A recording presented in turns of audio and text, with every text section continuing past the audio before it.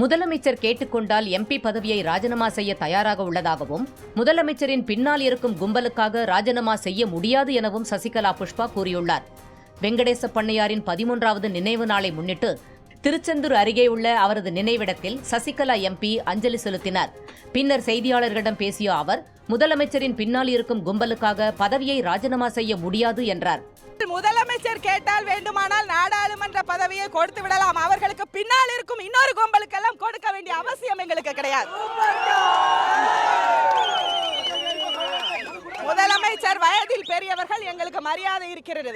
ஆனால் பின்னால் இருந்து கொண்டு ஆட்டுவிப்பவர்களை முதலமைச்சர் தெரிந்து அடையாளம் கண்டுகொள்ள வேண்டும்.